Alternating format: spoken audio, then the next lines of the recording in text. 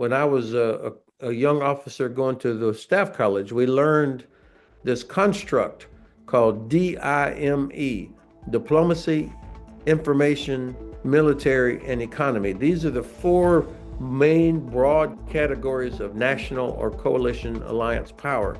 And everybody in the military in uniform would prefer to see capital D, capital I, small m, and capital E. Hello all together. Today I'm very pleased and honored to have retired Lieutenant General Ben Hodges as a guest. Ben Hodges has been the Commander-in-Chief of the US Army in Europe in the years 2014 till 2017. So he was exactly here when the first attack of Putin's Russia on Ukraine took place, when Crimea was annexed and the Donbas War was started with separatists. My name is Christoph Müller. I'm a musician and caricature artist and make videos for supporting Ukraine here on YouTube. If you want to support my channel, the best way is to like and subscribe. Feel free and write in the comment section.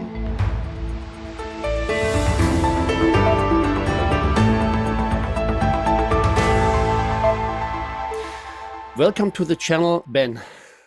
Well, thank you for the privilege. For preparing this interview, I have recaptured once again an interview you made 2 years ago in February 2023 with the German podcast Was tun, Herr General, with the German retired General Erhard Bühler. I like this podcast very much and I was listening a lot of times. By the way, I wanted to ask, was this the only time when you have been in this podcast? I didn't hear you since, Ben. Yeah, I think that was the only time I did that with General Bueller, although we stay in touch quite a bit. We're old colleagues. You'll remember my wife is German American, and so she was the Dolmetscher for me for that particular podcast. Yeah, that was an interesting format because this was easy to recapitulate the things, listening to them twice, or for those who are not able to speak English, they can listen it in German and vice versa. I wanted to ask you one question. General Bühler is saying many times in his interviews, and I was listening to that one too, there he didn't say it. He says, Deutschland oder die NATO darf nicht Kriegspartei werden. Germany or the NATO shall not become party of the war. It's understandable, but from my point of view, aren't we already war party because we are also in a hybrid war? We are already in the middle of a war, and many of us don't get it. Okay, this is a very important and interesting perspective you bring, Christoph.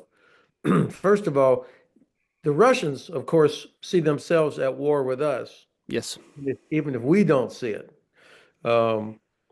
They, the sabotage, the destruction of infrastructure, the illegal activity, the murder, the arson, all these things they're doing below the threshold of Article 5 are intended to create friction for us, to drive wedges between allies, to create uncertainty, and also to test, to find out where we are, what is our resolve. And so until we figure out how to push back on that, to make them feel consequences for that, they will continue to do that. Flying missiles through Polish and Romanian and Latvian airspace, even though they're intended for Ukraine, these constant violations, these are not accidents. And so we've got to figure out how do you address those without it becoming a direct kinetic conflict, or at least directly against Russia. The second thing is, and I think I'm not speaking for General Bühler, but I imagine he's talking about, of course, you don't need Polish or German or American forces on the ground in Ukraine to actually conduct operations. And I think even the Ukrainians have said that. They're not looking for troops. They just want the weapons, the tools, the capability.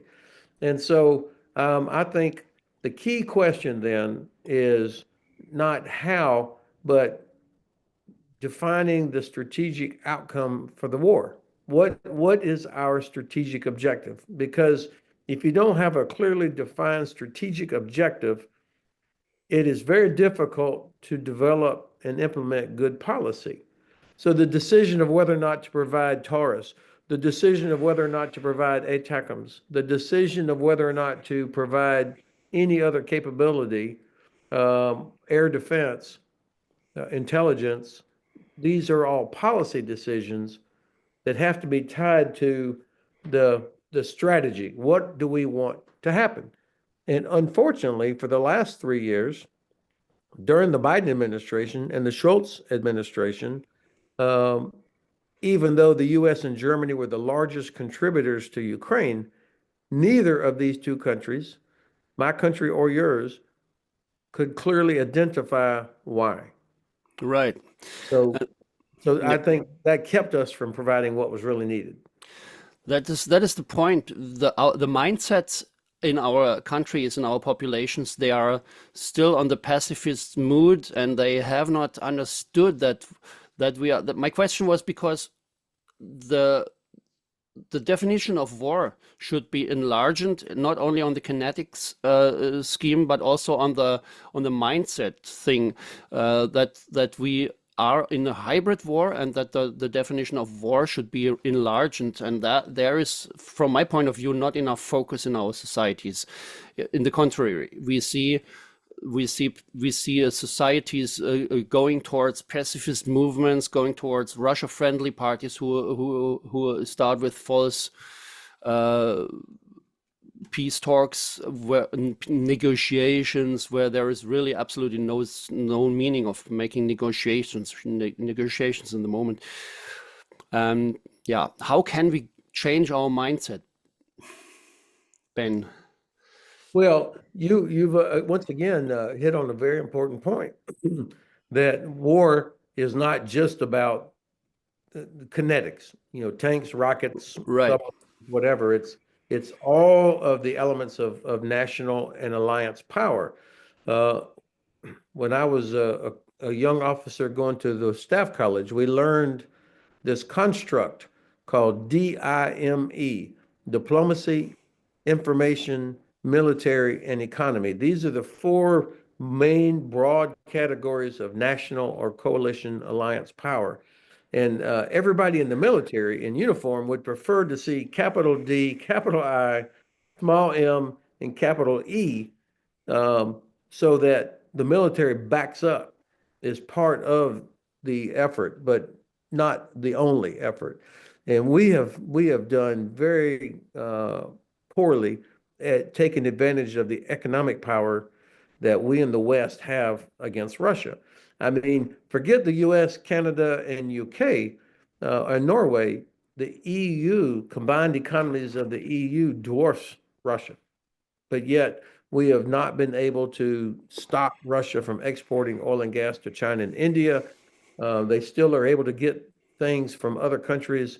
So if we were really, really serious about winning this conflict, then we would be using our economic tools and the information tools, which means explain, building up understanding in our populations much more effectively. Yeah, that's you described the situation as it is, but we can see that the development goes really in the wrong direction. Now we have seen the interview I mentioned at the beginning. There was still no idea about Donald Trump becoming president of the United States, and what it was an idea, but we did not understand what would happen then. And now I will come back to Donald Trump later, but why is the development going always in the wrong direction instead of understanding what will come out of this catastrophe of Ukraine war? Well, this is where our elected leaders have to do a better job of explaining why this Right. matters to us. Mhm. Look, in every nation, yours, mine, you're going to have a percentage of the population that will always be, whether it's pacifist or pro-Russian or whatever their thing is. But to get the majority of the population to understand the risk, what's at stake, and why it's to our best interest, ours, Germany, UK, France, Poland, Finland, our leaders have to explain what's at stake and why we have to do this. And I think if people believe that their leaders are speaking to them as if they are adults, then they'll do what they'll make the decision to do what's necessary. I saw this happen in Germany after Nord Stream 2 was finally shut down and Germany had to find new sources of oil and gas, and people adjusted. Your storage was full before the winter even arrived, and Hmm. people were changing their Heizung in their apartments and wearing a mutza and doing whatever was required to deal with the winter. And so I think new leadership in Germany now, a more sober, realistic approach to how to deal with Russia, and also Germany's role in the world. Hmm. Uh, I think most Germans realize that if Ukraine fails, there will be millions more Ukrainian refugees coming into Central and Western Europe. Mm. That there will be no possibility of reconstruction of Ukraine, which means continued disruption of energy and food supplies. So, and then of course, you'll have Russia at the door.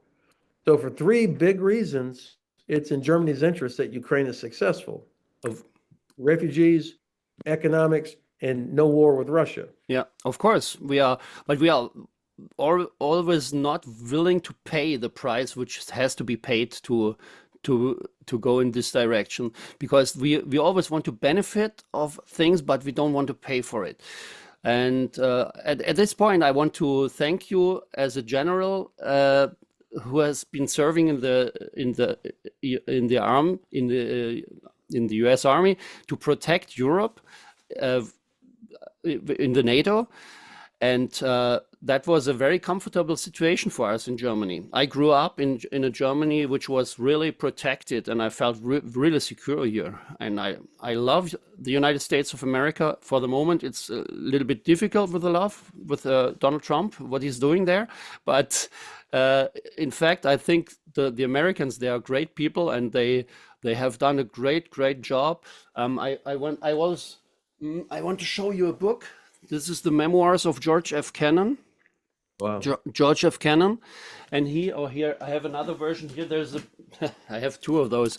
Here that's him, and Kennan. He was he has written this, so the long telegram. He was the inventor of the. I don't have to tell you that, you know that all, but so it's for the people. He was the inventor of the Marshall Plan. It was in fact George F. Kennan, and he said we have to conquer the Russians, not by war but by economics, and that's why we had chance to prosper so well here in Germany and in Europe, and we want to get rid of all of that all of a sudden, not we but the Americans under Trump. This is so stupid. So anyway, I don't want to hold a long monologue here.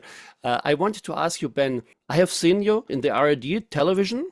And Ingo Zamparoni, the German anchorman, he interviewed you before the election of Trump, and you have been personally there in the United States and wanted to make publicity for the Democrats, right? And what were your thoughts when it didn't work with the Democrats and Donald Trump came into office? Well, Christoph, thank you for bringing that up. For the first time in my life, I did get involved in politics last year. Wow. In the Army, of course, you don't do that. And even among retired officers, when you're Außendienst, there's still kind of a cultural reluctance to be publicly involved in politics because, we spent our whole career talking about support and defend the Constitution of the United States and that the role of the military is below the civilian leadership. So in our culture, you don't do it. But I was so worried about what a return of a Trump administration would mean to our Constitution that I thought I can't just sit at home and do nothing. I live here in Frankfurt, but I'm an American citizen. I still vote in the States. And so my wife and our family motto was machen, nicht meckern. So we couldn't just sit at home. We had to go do something. So I did. The two of us went to North Carolina, South Carolina, Virginia, and Pennsylvania to do campaigning for Kamala Harris, Hmm. and also for Democrats at the local level to try and support them. Um, Now, you should know, I was a Republican my whole life. I mean, I was a traditional Reagan Republican. I grew up in that, and even even after I voted for Biden the first time, I still was had not changed my party affiliation. And finally, after January the 6th, I said, I can't do this. I cannot be affiliated with a Republican Party that was okay with January 6th and what happened. So that's why I switched.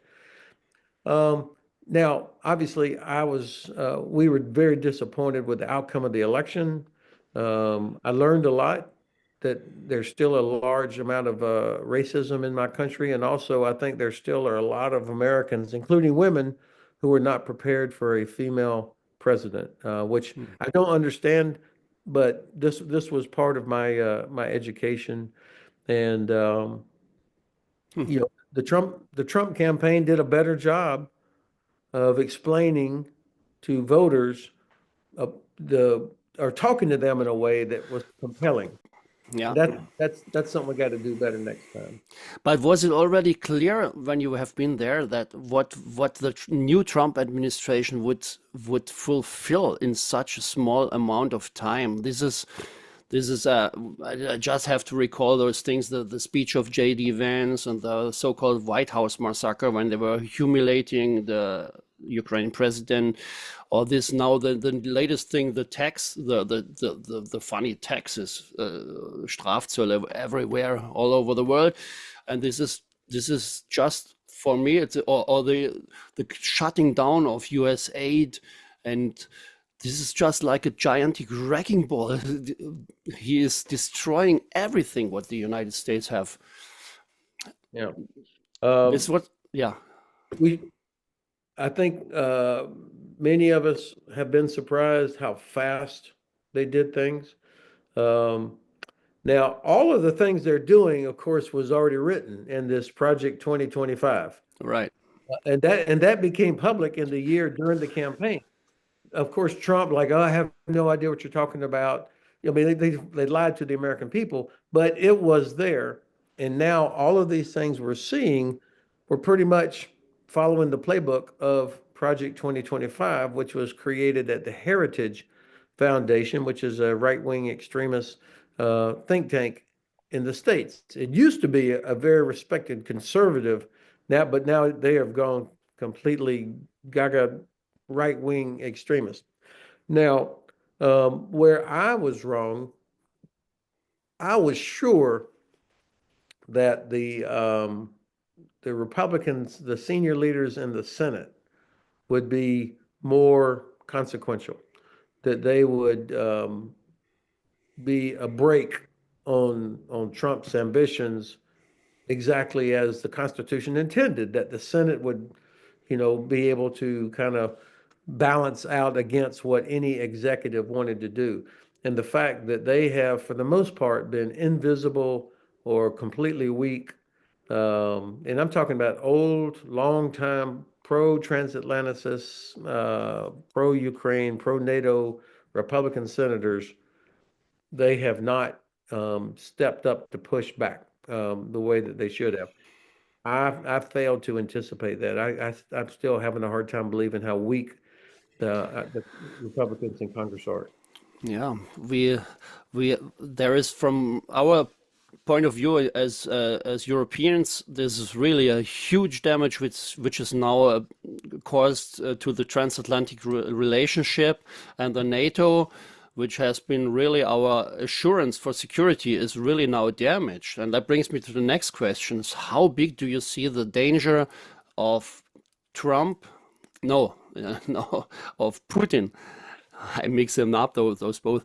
How big is the danger of Putin attacking a NATO country? During the last time when you have been talking to General Bühler, there was still no doubt about that. Putin would not dare to attack a NATO country. But Yeah, probably. I think three things would have to happen for Putin to believe that he could do it. Number one, Ukraine would have to totally fail. I mean, he would have to have achieved what he wanted in Ukraine and then have the time to rebuild, reorganize, and also to absorb tens of thousands of Ukrainian soldiers into the Russian forces that they would be forced in. So that that's the first prerequisite is that Ukraine fails. The second prerequisite is that the United States indicates that, hey, Europe, you're on your own. We don't care. We want we, we are allowing Putin to have his own European sphere. And then the third thing that would have to happen is that Europe would totally fail to come together to stop the Russian. That would be a colossal failure of political will as well as economic will. It shouldn't happen.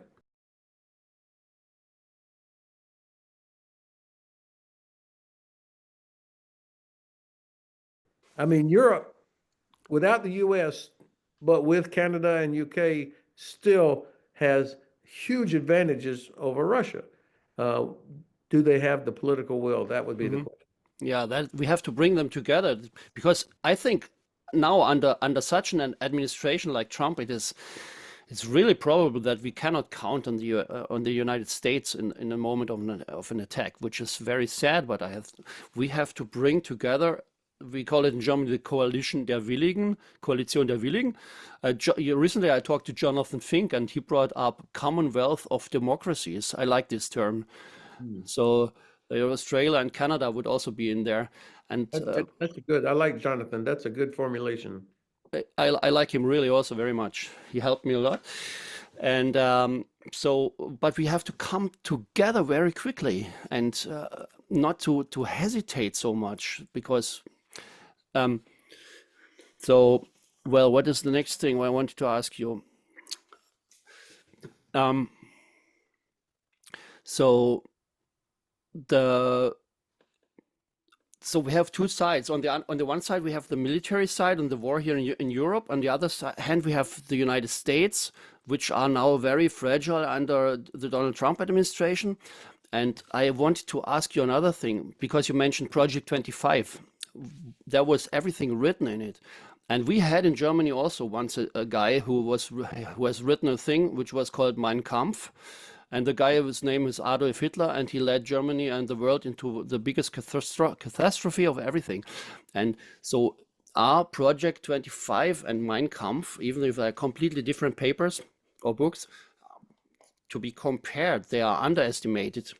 And that brings me also to the other question are the United States becoming a dictatorship? How do you Um, see it? Yeah, I think that that certainly is the desire of Trump and the MAGA movement is to consolidate power in the executive level that is not what was intended. It is not in compliance with the Constitution. It's not what our founders intended. But you can see him pushing all the limits until he is stopped. Now, to be fair, and I'm sure that many of your audience have studied American history and American law and American politics, and that there has always been a tension between the executive branch and the other branches, as every president pushed the limits of executive power. Lincoln did it, Roosevelt did it, everybody has tried to do that. So that in and of itself is not evil. That's why you have the Congress and the courts also. What's different now is that the Supreme Court has appeared to be very weak, and this unbelievable ruling that somehow a president would have immunity is just incredible to me. So that creates some worry. And then, as I mentioned, the Congress has proven to be very weak in pushing back the Republicans inside the Congress. So that makes the possibility of Trump achieving this sort of consolidated executive authority much greater. What will change? What will stop it? I think we're going to see because of the midterm elections next year, and because the economy is actually Trump's plan is looks like it's failing already in terms of these tariffs, the damage that's being caused. And even MAGA supporters, when it starts hitting them, when their economy, when their personal wealth is affected, when jobs are lost, or what the Doge is doing, wrecking services that Americans, especially in red states, depend on, then I think that's what will ultimately stop the Trump administration. So this, from my point of view, this would be a good thing to stop the Trump administration. Uh, I mean, he's a guy who doesn't want to get away from power anymore. We hear rumors that he wants to have a third term already. And is this possible in your eyes? Not in any normal circumstance, no, but you're right. He jokes about it. I just saw something this morning on a video of Steve Bannon being interviewed where he says, absolutely, we're looking at ways to do this. And he's being coy about it. But they would have to, I mean, a lot would have to happen for that to come about. But the fact that he even thinks about it, that makes your point that Trump does not want to be out of power, and he would like to be able to pass it on to his son the way a king would do. Yeah. But I think that I'm not convinced that he's healthy enough to do it, number one. Number two, that other Republicans are willing to just stand by. I mean, you've got a whole nother generation of Republican politicians that are ambitious that will not want to wait 7 years now until another chance to run for president. So I'm not sure that they would go along with this. Yeah, I think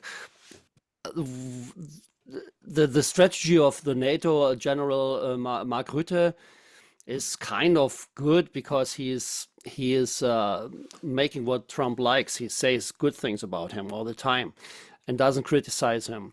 But Jonathan said he was absolutely spineless. Do you think that Mark Rutte would have had to oppose somehow Trump Well, in this moment? I think that Secretary General Rutte, of course, was prime minister for 14 years. So a professional politician, he understands how to do some of these things. And his ultimate responsibility is to keep the alliance together and to keep us ready. So that's the ultimate job of Secretary General Rutte. Yeah.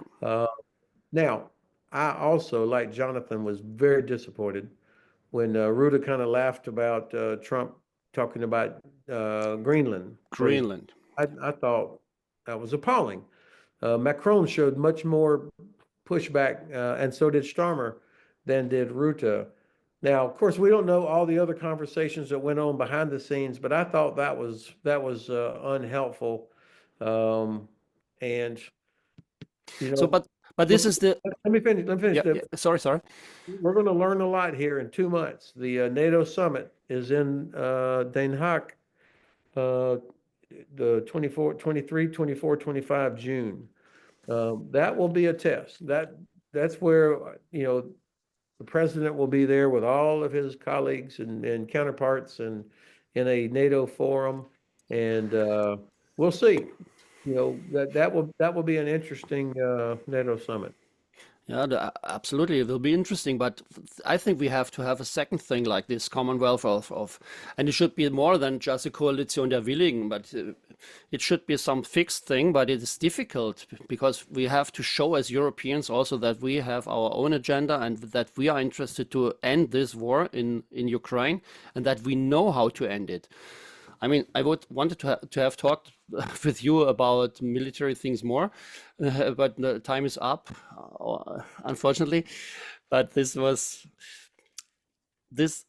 just a crucial moment in our history here, and it is, and now is the time for Europeans to quit whining about the U.S. and rediscover their own strategic backbone. I think I have more confidence in Europeans than Europeans do. I mean, look at the economic power, the diplomatic power come together, and I think this is where Germany And I know Germans are reluctant to talk about being the leader in Europe, but the best leaders are the ones who lead by example, not the ones who talk the most, but who do the most. And I think this is the time for Germany to do the most. 100%, 100% agree.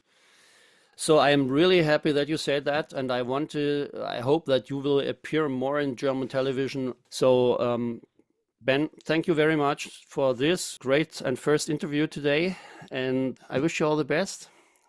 Hope to see you again. Danke für diese Ehre und diese Gelegenheit und hoffentlich können wir das noch einmal machen. Fantastisch. Vielleicht auf Deutsch, aber da müssen Sie natürlich zustimmen. Ich würde es gerne machen auf Deutsch. Alles gut, Ben. Bis zum nächsten Mal. Bye bye. All the best. Tschüss.